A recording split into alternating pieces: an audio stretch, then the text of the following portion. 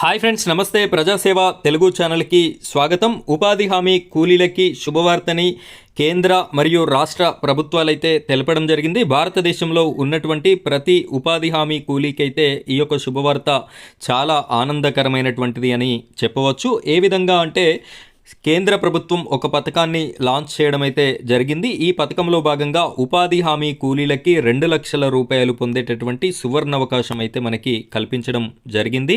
అయితే ఈ పథకం పేరు ఏమిటి, ఈ పథకాన్ని ఏ విధంగా అప్లికేషన్ చేయాలి, దీని వలన మనం పొందేటటువంటి ప్రయోజనాలు ఏంటి అనేటటువంటి పూర్తి ఇన్ఫర్మేషన్ని నేను మీకు క్లియర్గా ఈ వీడియోలో ఎక్స్ప్లెయిన్ చేయడం జరుగుతుంది. వీడియోని మీరు ఎక్కడా కూడా స్కిప్ చేయకుండా చివరి వరకు చూడండి.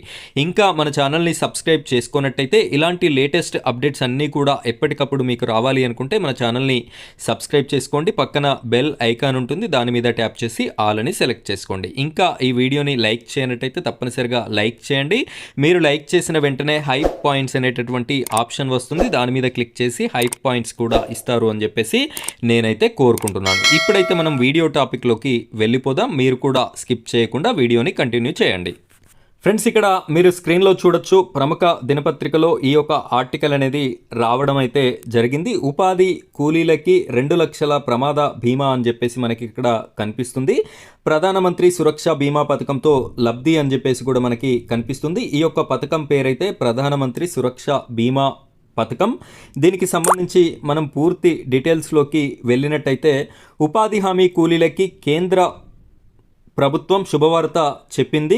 జాబ్ కార్డులో నమోదైన ప్రతి కూలికి, ఇక్కడ జాబ్ కార్డులో మీకైతే పేరు ఉన్నటువంటి వారికే ఈ పథకం వర్తిస్తుంది. పీఎం సురక్ష బీమా పథకాన్ని అమలు చేస్తుంది. PMSBY పథకంలో నమోదు చేసుకున్న 18 నుంచి 70 ఏళ్లలోపు కూలీలు, ఇక్కడ ఈ పథకాన్ని నమోదు చేసుకున్నటువంటి, ఇక్కడ ఏజ్ చూసుకున్నట్టయితే 18 నుంచి 70 ఏళ్లలోపు ఉన్నటువంటి వారికే వర్తిస్తుంది. అంతకన్నా ఎక్కువ కానీ తక్కువ కానీ ఉన్నటువంటి వారికి అయితే వర్తించదు. ఇక్కడ కూలీలు బ్యాంకు లేదా పోస్ట్ ఆఫీస్లో అకౌంట్ ఉన్నవారు ఈ సంక్షేమ పథకానికి అర్హులు.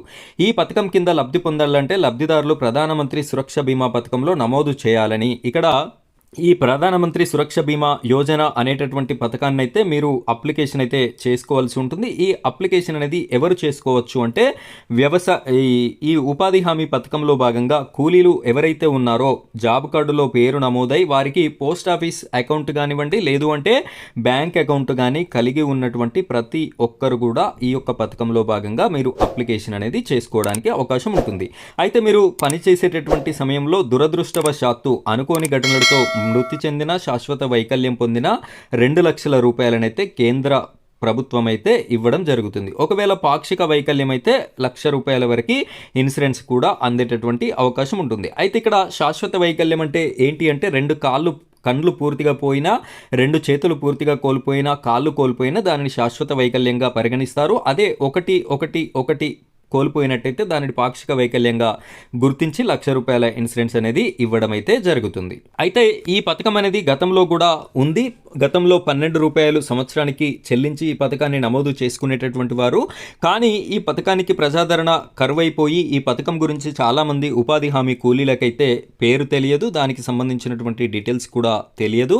సో అందుకోసమే నేను మీకు ఇన్ఫర్మేషన్ తెలియజేయాలి అనేటటువంటి ఉద్దేశంతో ఈ యొక్క పథకాన్ని మీకోసం నేను తీసుకొని రావడం అయితే జరిగింది. వీడియో చూస్తున్నటువంటి ప్రతి ఒక్కరు కూడా మీరు కూడా ఇంకో 10 మందికి తెలియజేసే విధంగా వీడియోని ఫస్ట్ లైక్ చేయండి. ఆ తర్వాత మీకు తెలిసినటువంటి ఉపాధి హామీ కూలీలకి ఈ వీడియోని షేర్ చేసి మీరు కూడా అప్లికేషన్ చేసుకొని మీతో పాటు 10 మంది అప్లికేషన్ చేసుకునే విధంగా సహకరిస్తారు అని చెప్పేసి నేనైతే కోరుకోవడం జరుగుతుంది. సో ఫ్రెండ్స్, ఇది ఈరోజు మన వీడియో టాపిక్. ఇలాంటి లేటెస్ట్ టాపిక్స్ కోసం మన ఛానల్ని సబ్స్క్రైబ్ చేసుకొని సపోర్ట్ చేయండి. Thank you friends, thank you very much.